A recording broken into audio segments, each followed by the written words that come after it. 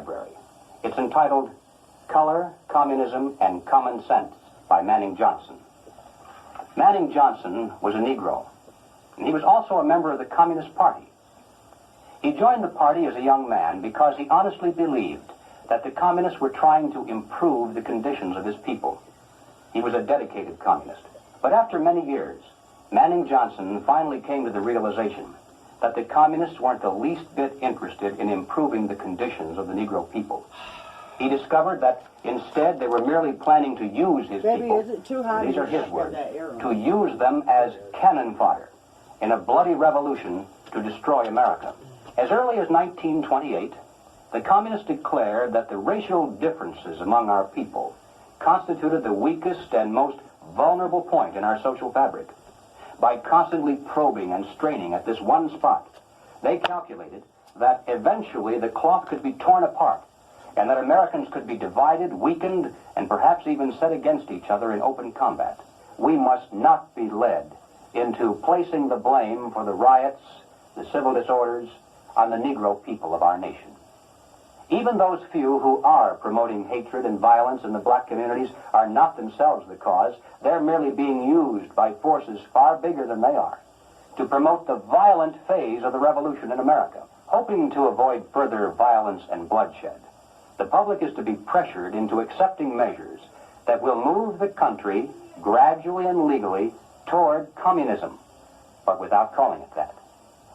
The strategy of the proletarian revolution calls for the quiet conversion of our government into a communist regime, but under the banner of socialism. The new program of the Communist Party on this subject has this to say. The term socialism describes but the first stage of a new society that in its full development is called communism. Socialism is a transitional stage. The building of socialism is the communist revolution in America.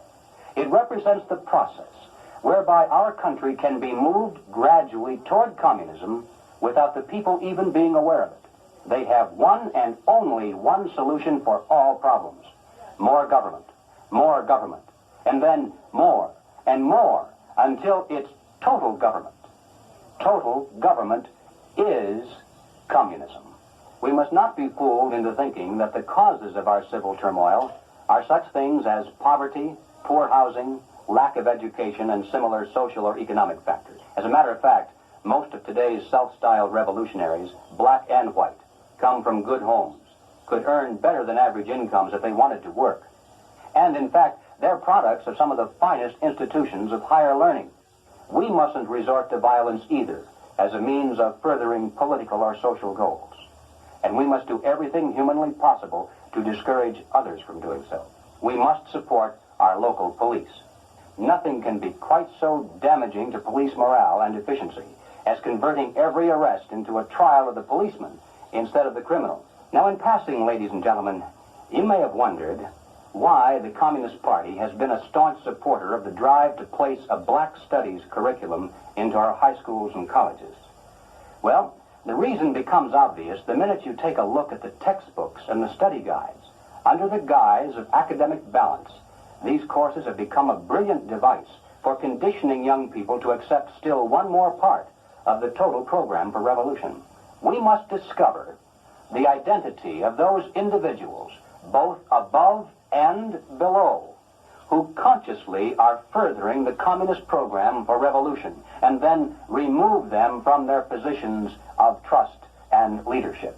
Now, of course, the minute you begin to think along these lines, you'll become the target of a whole barrage of attacks.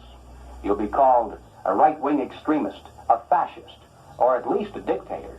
Some years ago, I happened to attend a meeting where several anti-communist refugees from behind the Iron Curtain were called upon to relate their personal experiences. One of the refugees spoke up and he said, "You know, I came to America expecting to find a nation of free men, but instead, I find exactly the same thing. Everywhere I look, I see men and women who know that communists are making headway in this country. They know that something must be done and that someone must stand up to them. But they themselves do nothing. They remain silent because they're afraid that if they speak out or take a stand publicly, it'll be bad for business. They may lose a client. They may even lose their jobs. If communism should ever come to America, we'll face more death, destruction, and human suffering than any people in history has ever faced at the hands of their invading conquerors. It's literally a question of life and death for all of us. And it's about time the American people began to face up to that fact and to act accordingly.